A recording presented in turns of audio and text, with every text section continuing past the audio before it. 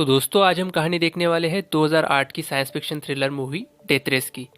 इस मूवी में हम देखते हैं कि यूनाइटेड स्टेट का इकोनॉमिक सिस्टम पूरी तरीके से कोलैप्स हो चुका है, जिस वजह से बेरोजगारी बढ़ी और क्राइम रेट इतना बढ़ा कि कैदियों को रखने के लिए जेल कम पड़ने लगी। इसलिए प्राइवेट जेल्स बनने लगी और ये प्राइवेट जेल्स अपने फ़ायदे के लिए इन कैदियों से कुछ भी करवाते थे।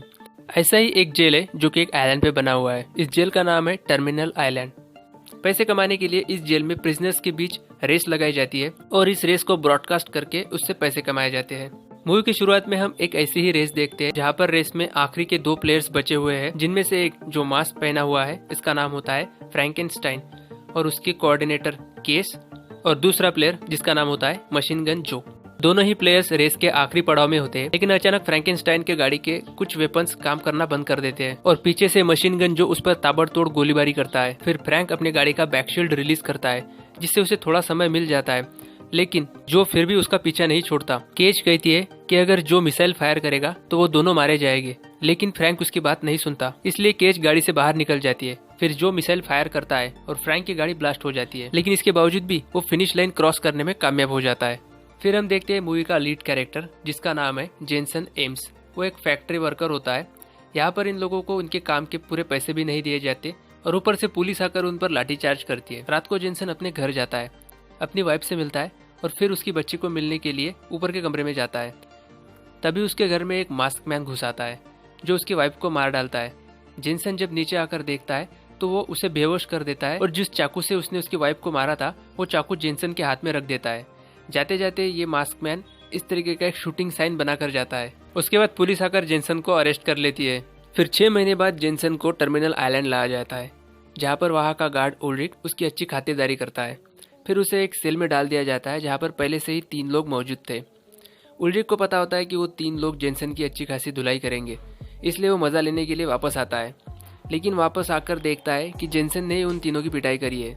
अगली सुबह हम देखते हैं कि जेनसन खाना खा रहा है और तभी हम वहाँ पर 3 नए कैरेक्टर देखते हैं जिनके नाम होते हैं कोच, गनर और लिस्ट। लिस्ट को ये पता होता है कि जेनसन पहले बहुत अच्छा कार ड्राइवर हुआ करता था। तभी वहाँ पर एक प्रिजनर आता है जिसका नाम होता है पोचिंको। पोचिंको और उसके गैंग का मेंबर दोनों मिलके जेनसन को काफ़ी ह्यूमिलेट करते हैं, जिस वजह से जेनसन और उसके बीच में एक छोटी सी फाइट हो जाती है, लेकिन तभी वहाँ पर पुलिस आकर इन दोनों को रोकती है। उसके बाद हम देखते हैं इस प्रिजन की वार्डन जिसका नाम है हेनेसी।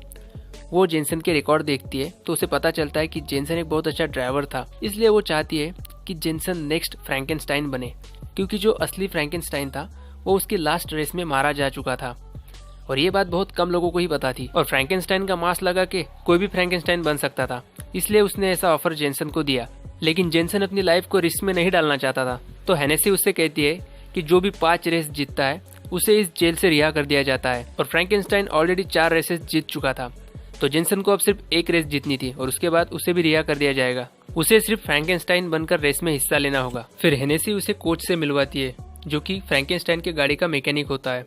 कोच उसे बताता है कि हर एक प्लेयर को अपनी एक इंडिविजुअल मैकेनिक्स की टीम मिलती है। फिर वो उसे फ्रैंकेनस्टाइन की modified Mustang V8 fastback car दिखाता है और उसके सभी स्पेसिफिकेशन के बारे में भी बताता है। फिर सभी प्रिजन के बैकयार्ड में बैठते हैं जहाँ पर कोच जेनसन को बताता है रेस के बारे में कि रेस में 3 स्टेजेस होने वाली है, जिनमें से पहले 2 स्टेजेस में जेनसन को बाकी के अपोनेंट प्लेयर्स को मारना होगा और 3rd स्टेज में फिनिश लाइन को क्रॉस करना होगा। लिस्ट जेनसन को रेस में हिस्सा लेने वाले बाकी प्रिजनर्स के बारे में बताता है, जिनके नाम कुछ इस तरह से होते हैं 14 के, हेक्टर ग्रिम, पोचिंको और ट्रेविस कोल्ट। इनकी बातचीत ऐसे ही चल रही होती है कि तभी जेनसन की नज़र कुछ प्रिजनर्स पर पड़ती है जिनके हाथ में उसे एक खास किस्म का डिवाइस दिखाई देता है। कोच उसे बताता है कि ये GPS ट्रैकर है, लेकिन तभी उसे रियलाइज होता है कि ऐसा ही सेम डिवाइस उसने उस आदमी के हाथ में भी देखा था जिसने उसकी वाइफ को मारा था। फिर अगले दिन रेस शुरू होने वाली होती है और जेनसन को फ्रैंकेनस्टाइन के कपड़े, मास्क और रिंग दी जाती है और सबको यकीन दिलाया जाता है कि फ्रैंकेनस्टाइन अभी जिंदा है। कोच जेनसन को बताता है कि अपना मास्क मत उतारना, क्योंकि ये फ्रैंकेनस्टाइन का स्टाइल था, लेकिन गाड़ी के अंदर तुम मास्क उतार सकते हो। तो इस तरह केस को भी फ्रैंकेनस्टाइन की रियलिटी के बारे में पता चल जाता है। फिर अगले ही पल रेस शुरू हो जाती है और रेस की शुरुआत बहुत ही वायलेंट तरीके से होती है। फिर थोड़ी देर बाद हेनेसी डिफेंस और शील्ड को एक्टिवेट कर देती है। एक तरीके के मैनहोल्स होते हैं, सभी कार्स को इन मैनहोल्स के ऊपर से गुजरना होगा ताकि वो अपने अपने गैजेट्स को एक्टिवेट कर सके। फिर जिन जिन कार्स को वेपन्स मिल जाते हैं वो ओपन फायर शुरू कर देते हैं। फिर हेनेसी डेथ हेड को भी एक्टिवेट कर देती है, जिसका इस्तेमाल करके हेक्टर एक कार अपोनेंट को खत्म कर देता है। तभी 14 के हेक्टर को मिसाइल से उड़ाता है। इधर जेनसन किसी तरह से वेपन को एक्टिवेट करता है, लेकिन उसकी मशीन गन्स काम नहीं करती, तो उसे ठीक करने के लिए केज गाड़ी के बाहर निकलती है, तो जेनसन उसे अपने ड्राइविंग स्किल से बचाता है। अब मशीन गन्स काम करने लगती है और जेनसन जल्दी जल्दी डिफेंस वाले गैजेट को भी एक्टिवेट कर लेता है और कोल्ट उसके पीछे पड़ जाता है। लेकिन जेनसन का डिफेंस सिस्टम काम नहीं करता, इसलिए जेनसन एक ट्रिक का इस्तेमाल करता है।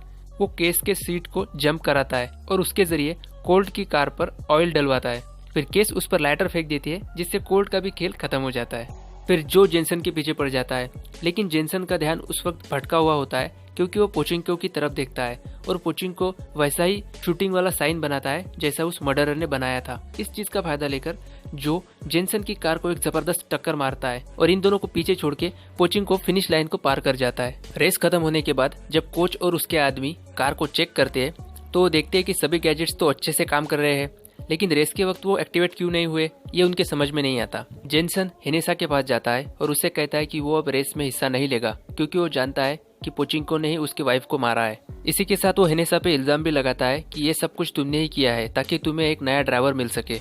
इसका आंसर हेनेसा नहीं देती, लेकिन वो उसे उसकी बच्ची की तस्वीर दिखाकर ब्लैकमेल करती है। रात में जब जेनसन गाड़ी को रिपेयर कर रहा होता है, तभी वो देखता है कि वहां से पोचिंको गुजर रहा है, इसलिए वो उसका पीछा करता है। लेकिन पोचिंको के आदमी जेनसन को ही पकड़ लेते हैं।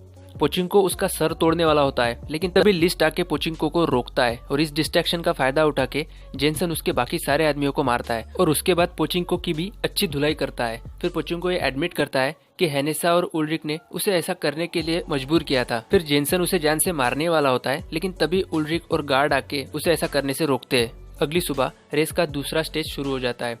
इस बार जेनसन जानबूझकर गाड़ी स्लो चलाता है और गाड़ी को टनल में ले जाता है। यहाँ पर वो केज को धमकाता है कि अगर उसने सवालों के जवाब नहीं दिए तो वो उसे कार से बाहर फेंक देगा और उससे पूछता है कि गाड़ी के गैजेट्स काम क्यों नहीं कर रहे। तो वो बताती है कि उसने गैजेट्स को डीएक्टिवेट किया था हेनेसी के कहने पे। हेनेसी ने उससे वादा किया था कि वो उसे आजाद कर देगी।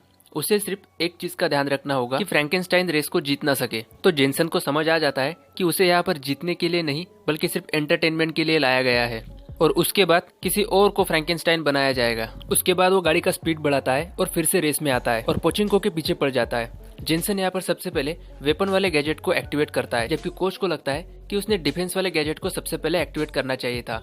लेकिन जेनसन यहाँ पे सबको चौंकाते हुए गाड़ी को रिवर्स में चलाता है और पोचिंको के गाड़ी को बहुत सारा डैमेज दे देता है। उसके बाद वो डिफेंस वाले गैजेट को भी एक्टिवेट करता है और पोचिंको के ऊपर स्मोक फायर कर देता है, जिससे पोचिंको को कुछ भी दिखाई नहीं देता और उसकी गाड़ी जाके कंक्रीट से टकराती है। फिर जेनसन मास्क पहनकर गाड़ी से बाहर निकलता है और पोचिंको की गर्दन मरोड़कर उसके वाइफ के मौत का बदला लेता है। इसी वक्त हेनेसी एक और नई चाल चलती है। वो एक मॉन्स्टर ट्रक को रेस में उतार देती है जिसमें बहुत सारे वेपन लगे हुए हैं। ये मॉन्स्टर ट्रक एक एक करके सभी प्लेयर्स को खत्म करना शुरू कर देता है। जेनसन को ये समझ आ जाता है कि इस मॉन्स्टर ट्रक से बचना किसी के भी बस की बात नहीं है, इसलिए वो लिस्ट से कांटेक्ट करता है और उसे कहता है कि वो उसे जो से कनेक्ट करवा दे और फिर वो जो को उसका प्लान बताता है। फिर जो और जेनसन दोनों तरफ से इस मॉन्स्टर ट्रक को घेर लेते हैं और तेजी से आगे बढ़कर डेडहेड के ऊपर से गाड़ी चलाते हैं, जिससे डेडहेड एक्टिवेट हो जाता है और उसे टकरा के इस मॉन्स्टर ट्रक के टुकड़े टुकड़े हो जाते हैं और इसी के साथ ये स्टेज भी खत्म होता है। इधर हेनेसी उल्रिक से कहती है कि वो जेनसन को मरवा दे ताकि फ्रैंकेनस्टाइन का मास्क किसी और को पहनाया जा सके।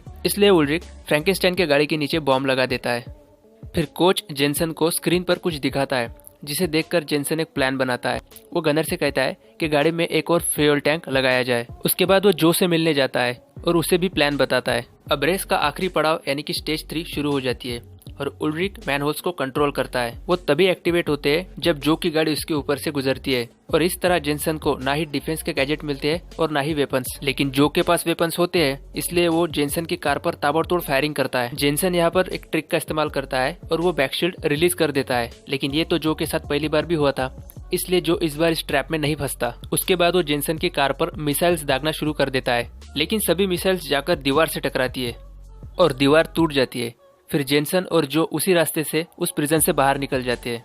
ये देखकर हेनेसी घबरा जाती है। उसे समझ नहीं आता कि हो क्या रहा है। वो बॉम्ब भी काम नहीं करता जो उल्रिक ने जेनसन की गाड़ी में लगाया था, क्योंकि कोच के आदमियों ने पहले ही उसे निकाल के डीएक्टिवेट कर दिया था। इधर हेलीकॉप्टर्स और पुलिस कार जेनसन और जो के पीछे पड़ जाती है। इसी वक्त जेनसन जो एक्स्ट्रा फ्यूल टैंक उसने गाड़ी में लगवाया था उसे रिलीज कर देता है, जो जाकर पुलिस के कार से टकराता है और वहाँ पे एक बहुत बड़ा ब्लास्ट होता है। जिससे पुलिस की कार्स उसके आगे नहीं आ पाती। जेनसन और जो फिर अलग अलग डायरेक्शंस में जाते हैं और पुलिस के हेलीकॉप्टर्स सिर्फ जेनसन का पीछा करते हैं। केस को उसके रिलीज पेपर पहले ही मिल चुके थे, इसलिए वो डिसाइड करती है कि वो जेनसन की हेल्प करेगी। इसलिए वो ड्राइव करती है और जेनसन गाड़ी से बाहर कूद जाता है। फिर वो फ्रैंकेनस्टाइन के कपड़े और मास्क पहनकर गाड़ी से बाहर निकलती है। अब ज्यादातर लोगों को ये पता ही नहीं था कि फ्रैंकेनस्टाइन दिखाई कैसे देता है, इसलिए वो उसे ही अरेस्ट करके वापस प्रिजन में लेकर जाते हैं। इधर हैनेसा को बधाई देने के लिए एक गिफ्ट रैप करके आता है। हैनेसा जब उसे खोलकर देखती है तो उसके अंदर उसे बॉम्ब दिखाई देता है। उसी समय बॉम्ब ब्लास्ट हो जाता है और दोनों उसमें मारे जाते हैं। बाहर हम देखते हैं कि कोच ने बॉम्ब का बटन दबाया था। फिर 6 महीने बाद हम देखते हैं कि जेनसन और जो साथ में ही रहते हैं। उन्होंने अपना गैरेज खोल रखा है। जेनसन उसकी बेटी को भी लेकर आता है और कुछ ही दिनों बाद केस भी उन्हें आकर ज्वाइन करती है। इसी के साथ ये मूवी का फर्स्ट पार्ट यहीं पे खत्म होता है।